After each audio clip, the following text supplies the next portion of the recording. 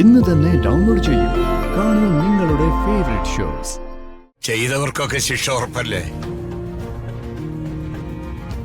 ഈ കണക്കൊക്കെ എഴുതി കാത്തിരിക്കുക കാലം. ചെയ്തവരൊക്കെ പിടക്കിടന്ന് പുഴുവരിച്ച് ചാവും. അതിന് യാതൊരു സംശയവും വേണ്ട.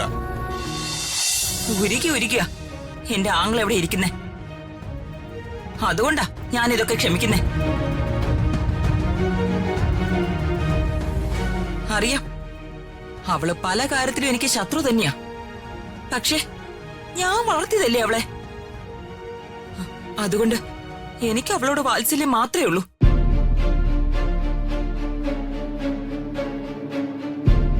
എന്തായാലും സഹിക്കല്ലാതെ എന്ത് ചെയ്യാൻ പറ്റും? 14 ദിവസത്തെ റിമാൻഡ് കഴിഞ്ഞ വീണ്ടും ജയിലിലേക്കല്ലേ പോകേണ്ടത്? ശിക്ഷ ജീവപര്യന്തം ഉറപ്പാ. ശിക്ഷയെ നിങ്ങൾ ഉറപ്പിച്ചു കഴിഞ്ഞോ?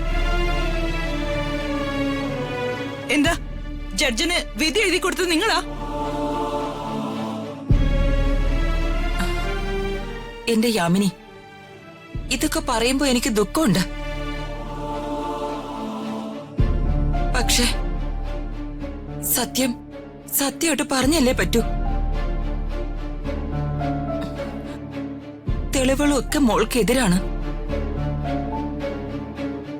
സത്യം പറഞ്ഞ ഇത് അവള് തന്നെ ചെയ്തതാ.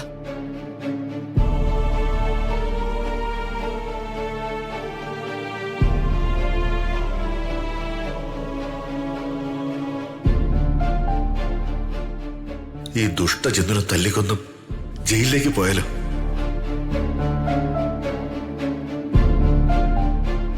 എന്തായാലും നിന്റെ ജീവിതത്തിലെ ഒരു ശനിദശ അതൊഴിഞ്ഞു എന്ന് മാത്രം കരുതിയാ മതി. നിങ്ങൾ പക തീർക്കല്ലേ ചേച്ചി? അവസരം വന്നപ്പോ നിങ്ങൾ ആഞ്ഞു കൊത്തുകയല്ലേ? ഇവർക്ക് സന്തോഷ മോളെ ജയിലിൽ കഴിച്ച എന്റെ സന്തോഷം. നമ്മളിവിടെ പൊട്ടിക്കരയുമ്പോ ഇവര് ഉള്ളുകൊണ്ട് പൊട്ടിച്ചിരിക്കുക. ഇത് പ്രതാപേട്ട മനസ്സിലാക്കുന്നില്ലല്ലോ. നിങ്ങൾ ഇങ്ങനെ രണ്ടുപേരും ചേച്ചിയെ തെറ്റിദ്ധരിക്കില്ലേ? എന്റെ ചേച്ചി എനിക്കറിയാം.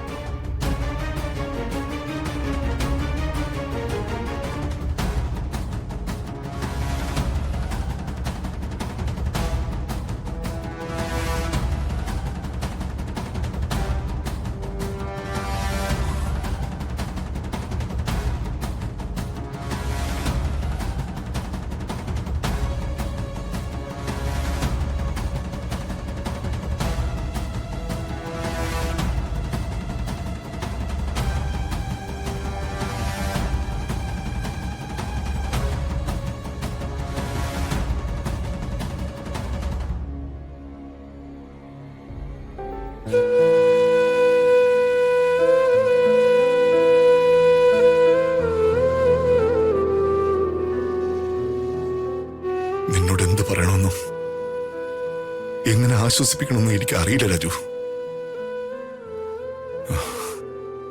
ഞാനും നീയും നമ്മളെല്ലാവരും ഒരുപോലെ തകർന്നുപോയി.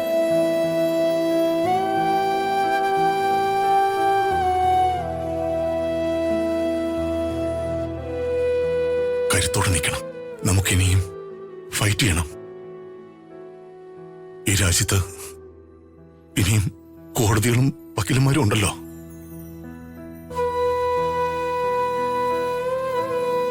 സുപ്രീം കോടതിയില് അതിപ്രഗത്ഭരായ അഡ്വക്കേറ്റുമാരുണ്ട്. ഞാൻ കോടികളറിഞ്ഞ് അവരെ കൊണ്ടുവരും. ഋതുമോളെ നമ്മൾ രക്ഷിച്ചിരിക്കും.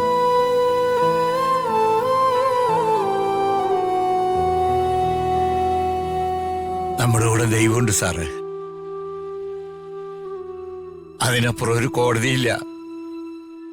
നിഷ്കളങ്കയും നിരപരാധിയുമായ ഒരു കുഞ്ഞിനെ കാരാഗ്രഹത്തിൽ അടയ്ക്കാൻ ദൈവം സമ്മതിക്കില്ല.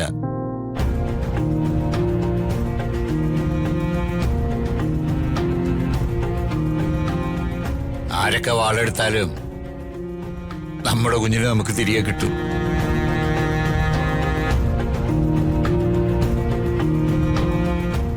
ദൈവം നമുക്ക് അനുകൂലമായുള്ളപ്പോ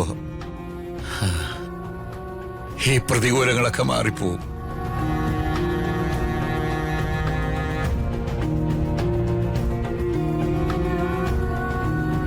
ഈ 14 ദിവസങ്ങള് എന്റെ ഹൃദയമില്ലാതെ ഞാൻ എങ്ങനെ ജീവിക്കുന്ന എനിക്കറിയില്ല സർ. അവളില്ലാതെ എനിക്ക് ഒരു നിമിഷം ജീവിക്കാൻ കഴിയില്ല. എന്റെ ഹൃദയെ ഏതോ ഒരു മഹാദ്രോഹി ചതിച്ചതാ.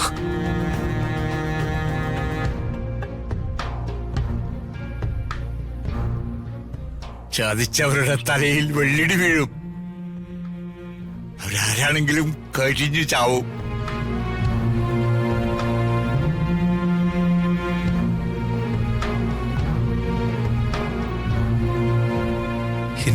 എന്റെ തൊട്ടടുത്തായിരുന്നു ഋതു ഉണ്ടായിരുന്നത്. അപ്പോഴാ അദ്ദേഹത്തിന് വെടിയേറ്റത്. ഇത് ഋതുമോളെ ജയിലിലാക്കാൻ ഏതോ ലോകദ്രോഹി കരുതിക്കുട്ടി ചെയ്തതാ.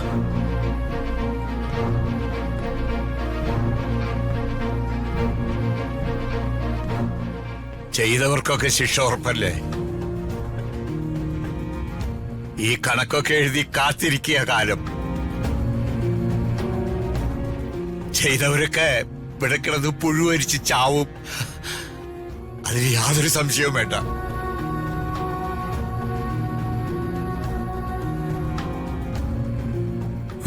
രാജു, ഋതുമോളെ ജയിലിൽ നിറക്കാൻ നമുക്ക് പലതും ചെയ്യേണ്ടതുണ്ട്. നീയും കൂടെ നല്ല മനക്കരുത്തോടെ നിന്നാൽ മാത്രമേ എനിക്കതിന് പറ്റൂ. അതുകൊണ്ട് നീ സമാധാനപ്പെട.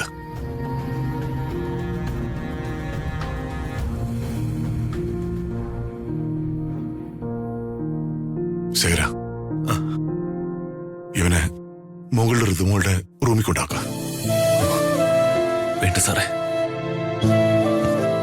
ഞാനിവിടെ ഇനിയും നിന്ന എനിക്ക് ഭ്രാന്ത് പിടിക്കും. എന്റെ ഋതുവില്ലാതെ ഇവിടെ നിൽക്കാൻ ഒരു നിമിഷം പോലും എനിക്ക് കഴിയില്ല. ഞാൻ പോവാ.